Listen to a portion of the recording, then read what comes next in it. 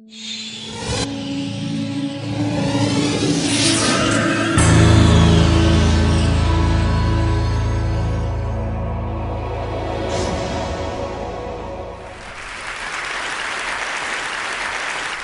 night before I was heading for Scotland, I was invited to host the final of China's Got Talent show in Shanghai with the 80,000 live audience in the stadium.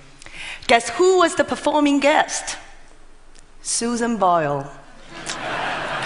And I told her, I'm going to Scotland the next day. She sang beautifully, and she even managed to say a few words in Chinese. 送你葱. So it's not like hello or thank you, those ordinary stuff. It means green onion for free. Why did she say that? Because it was a line from our Chinese parallel of Susan Boyle, a 50-some-year-old woman, a vegetable vendor in Shanghai, who loved singing Western opera, but she didn't understand any English or French or Italian, so she managed to fill in the lyrics with vegetable names in Chinese. And the last sentence of Nessun Dorma that she was singing in the stadium was green onion for free. So Susan Boyle was saying that 80,000 live audience sang together. That was hilarious. So I guess both Susan Boyle and this vegetable vendor in Shanghai belonged to otherness. You know, they were the least expected to be successful in the business called entertainment. Yet their courage and the talent brought them through, and the show and the platform gave them the stage to realize their dreams. Well, being different is not that difficult. We are all different from different perspectives. But I think being different is good because you present a different point of view. You may have the chance to make a difference. My generation has been very fortunate to witness and participate the historic transformation of China that has made so many changes in the past 20, 30 years. I remember that in the year of 1990, when I was graduating from college, I was applying for a job in the sales department of the first five-star hotel in Beijing, Great Wall Sheraton. It's still there. So after being interrogated by this Japanese manager for a half an hour, he finally said, "So, Miss Yang, do you have any question to ask me?" I summoned my courage and paused and said, "Yes, but could you let me know what actually do you sell?"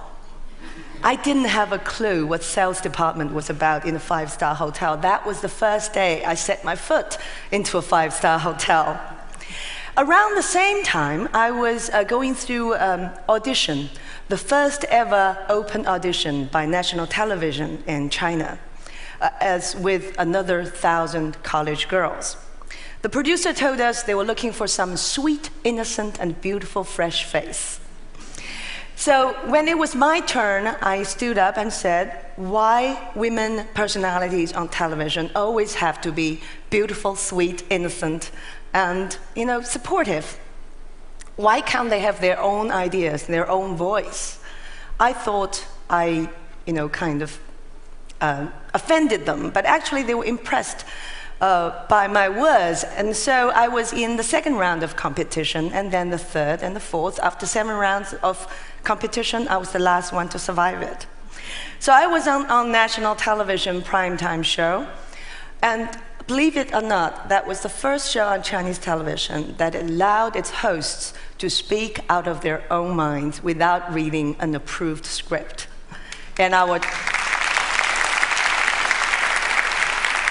And my weekly audience at that time was between 200 to 300 million people. Well, after a few years, I decided to go to the US at Columbia University to pursue my postgraduate studies, and then started my own media company, which was unthought of, during the years that I started my career. So we do a lot of things. I've interviewed more than 1,000 people in the past, and sometimes I have young people approaching me say, Lan, you changed my life. I feel proud of that. But then we're also so fortunate to witness the transformation of the whole country. I was in the Beijing's bidding for Olympic Games. I was representing Shanghai Expo. I saw China embracing the world and vice versa. But then sometimes I'm thinking, what are today's young generation up to? How are they different, and what the differences they are going to make to shape the future of China, or at large, the world? So today I want to talk about young people through the platform of social media. First of all, who are they? How do they look like? Well, this is a girl called Guo Meimei, 20 years old, beautiful. She showed off her expensive bags, clothes, and car on her microblog, which is the Chinese version of Twitter. And she claimed to be the general manager of Red Cross at the Chamber of Commerce. She didn't realize that she stepped on a sensitive nerve and aroused national questioning, almost a turmoil, against the credibility of Red Cross. The controversy was so heated that the Red Cross had to open a press conference to clarify it, and the investigation is going on. So far, as to today, we know that she herself made up that title, probably because she feels proud to be associated with charity. All those expensive items were given to her as gifts by her boyfriend, who used to be a board member in a subdivision of Red Cross at Chamber of Commerce. It's very complicated to explain. But anyway, the public still don't buy it. It is still boiling. It shows us a general mistrust of government or government-backed institutions which lack transparency in the past. And also it showed us the power and the impact of social media as microblog. Microblog boomed in the year of 2010, with visitors doubled and time spent on it tripled. Sina.com, a major news portal alone, has more than 140 million microbloggers. On Quentin, 200 million. The most popular blogger, it's not me, it's a movie star, and she has more than 9.5 million followers or fans. About 80% of those microbloggers are young people under 30 years old. And because, as you know, the traditional media is still heavily controlled by the government, so social media offers an opening to let the steam out a little bit. But because you don't have many other openings, so the heat coming out of this opening is sometimes very strong, active, and even violent. So through microblogging, we are able to understand Chinese youth even better. So how are they different? First of all, most of them were born in the 80s and 90s under the one-child policy. And because of selected abortion by families who favored boys to girls, now we are ended up with 30 million more young men than women. That could pose a potential danger to the society, but who knows, we're in a globalized world, so they can look for girlfriends from other countries. Most of them have fairly good education. The illiteracy rate in China among this generation is under 1%. In the cities, 80% of kids go to college.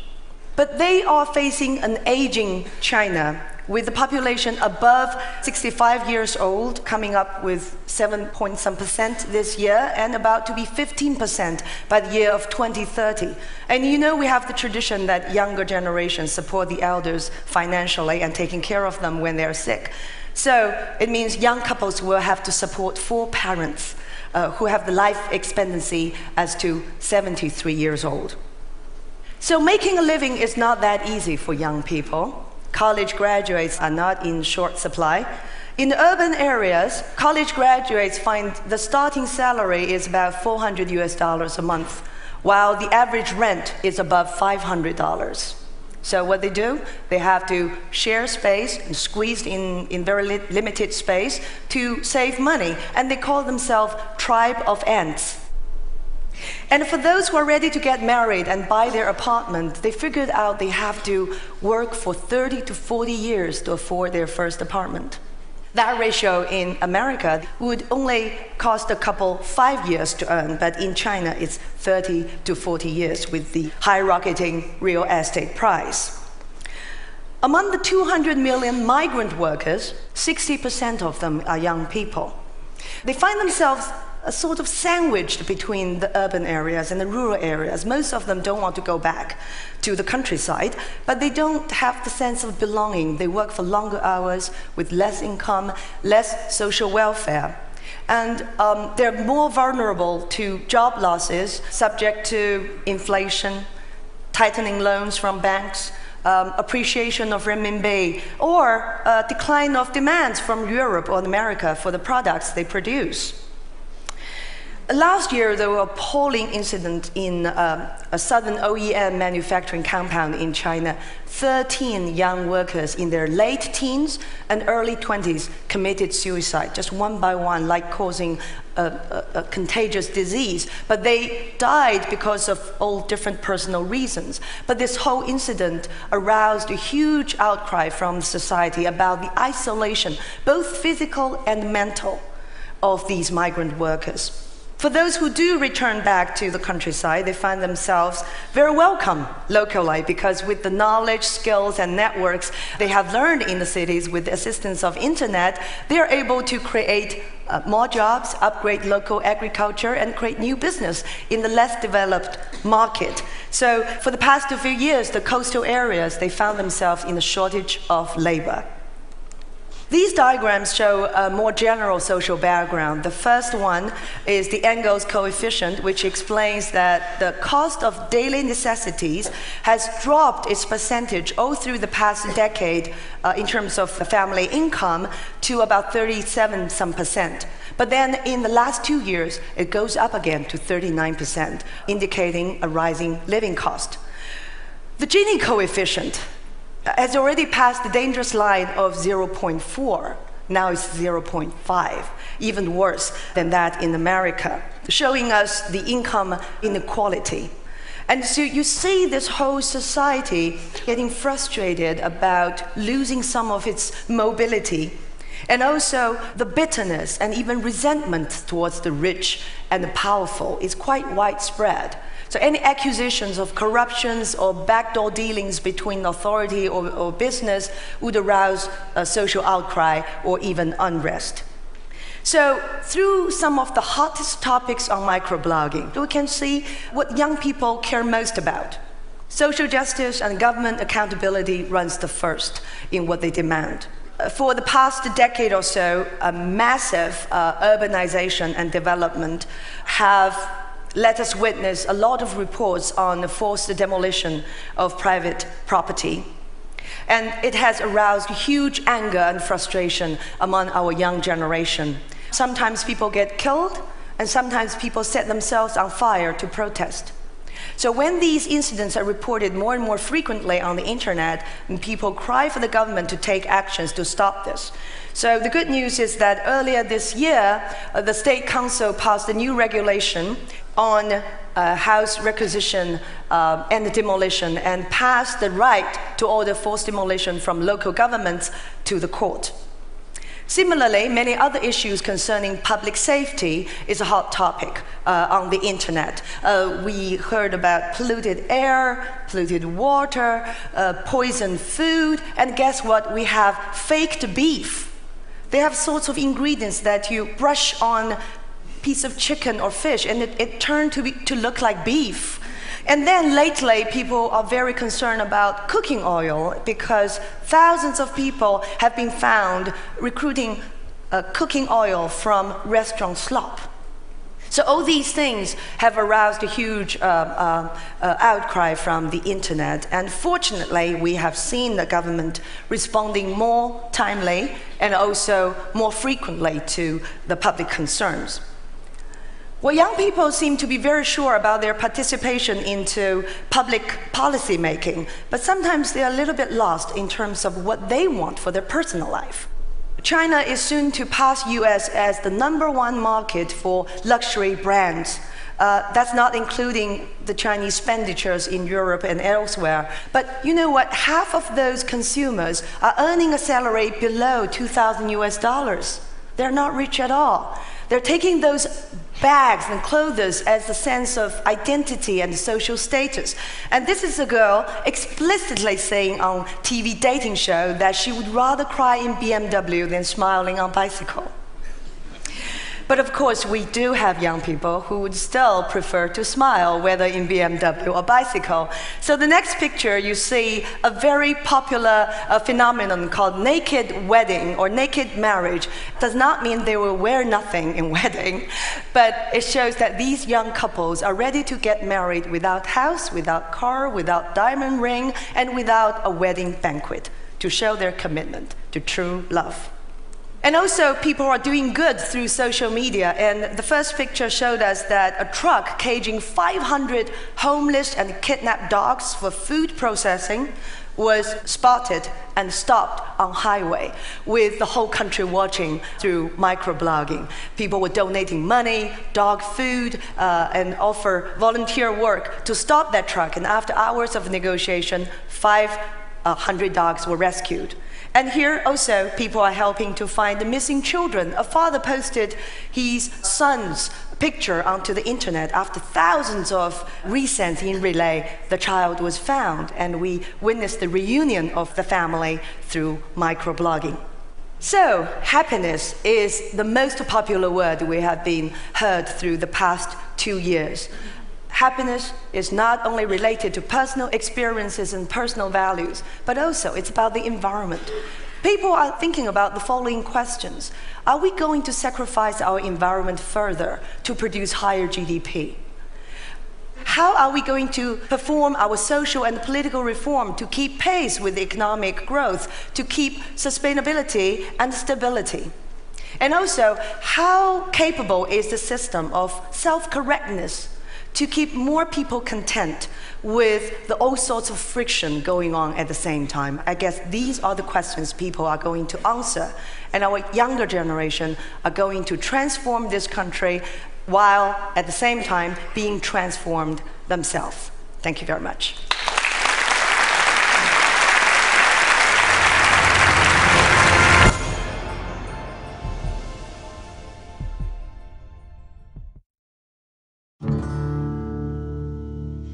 When I was 16, I found this motorcycle. It was a dilapidated piece of junk that wasn't going, but I realised how special it was. Restoration of this motorcycle has taught me to improvise with mechanical things. My name is Mark Lesek. I live in Hobart, Tasmania. I'm Director of Dynamic Welding and Engineering. It's a pretty cool place. We do machine shop work. We do aluminium welding. 7 years ago, I had an accident and lost the best part of my arm. I got a prosthetic on my own insurance. It didn't work. It was very unreliable. It wasn't fixed to my body and flopped about. It simply wasn't up to the job. I thought, if you can fix your own motorcycle, why can't you fix a prosthetic?